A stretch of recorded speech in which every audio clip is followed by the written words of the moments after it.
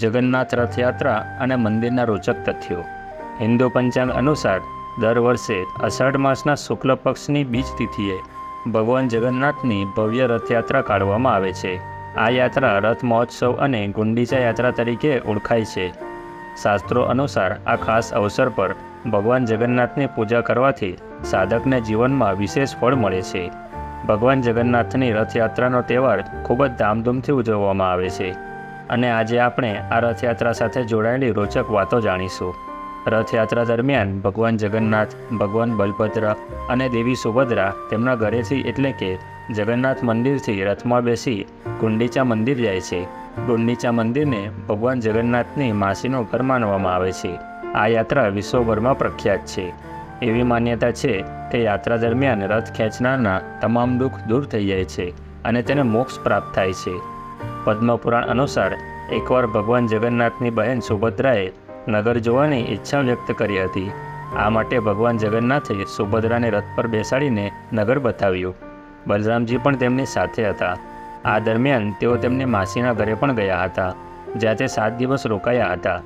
એવું માનવામાં આવે છે કે ત્યારથી દર વર્ષે ભગવાન જગન્નાથની રથયાત્રાની પરંપરા ચાલુ છે.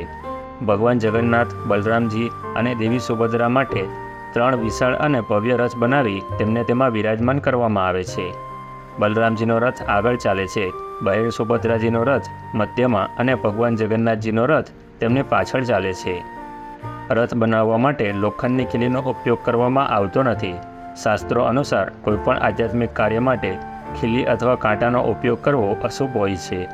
ભગવાન જગન્નાથ નંદીકોશ નામના રથ પર સવારી કરે છે.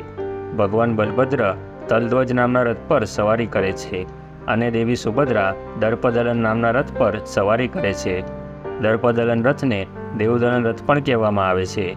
નંદીઘોષ રથને 18 પૈંડા હોય છે, તલધ્વજ રથને 16 પૈંડા અને દર્પદલન રથને 14 પૈંડા હોય છે.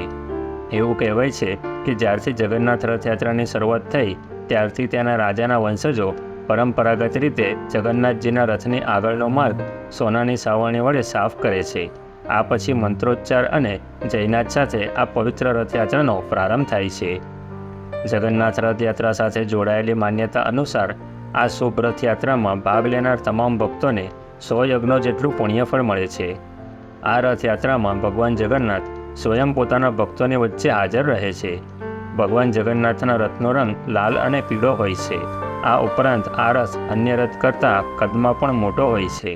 તેમનો રથ બલભદ્ર અને સુભદ્રાના રથની પાછળ હોય છે. માત્ર ભારતમાં જ નહીં પરંતુ સમગ્ર વિશ્વમાં આ એક એવો તહેવાર છે જ્યાં ભગવાન પોતે ફરવા નીકળે છે અને તેમની રથયાત્રામાં મોટી સંખ્યામાં લોકો ભાગ લે છે.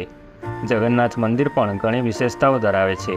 જેમ કે દરિયા કિનારે આવેલા આ મંદિરમાં પ્રવેશતા જ ભળતી ઓટનો અવાજ બિલકુલ સંભળાતો નથી, પરંતુ મંદિરની બહાર આવતાની સાથે જ ફરી ભળતી ઓટનો અવાજ સંભળાવા લાગે છે. પુરીમાં ભગવાન માટે ભોજન બનાવવા માટે 7 વાસણો એકની ઉપર એક મૂકવામાં આવે છે, પણ આશ્ચર્યજનક રીતે ટોચ પર રહેલા વાસણનું ભોજન પહેલાં તૈયાર થઈ જાય છે, બાકીના પછી તૈયાર થાય છે. જગન્નાથ મંદિરનો ધ્વજ પવનની વિરુદ્ધ દિશામાં ફરકે છે. આ મંદિરમાં ધાતુથી બનેલું એક સુદર્શન ચક્ર છે, જેનું વજન 1 ટન છે. તમે ગમે તે દિશામાંથી ઊભા રહીને જુઓ તો એ ચક્ર હંમેશા સીધું જ ઊભેલું દેખાય છે. આ મંદિરમાં બનતો બધો જ પ્રસાદ સૌથી પહેલાં ભગવાનને ધરાવવામાં આવે છે. આ મંદિરના શિખર પરથી એક પણ પક્ષી ઉડતું નથી. આ પણ એક ચમત્કાર છે. મિત્રો, તમને આ વિડીયો જરૂર પસંદ આવ્યો હશે તો આને લાઈક અને શેર કરવાનું ચૂકતા નહીં.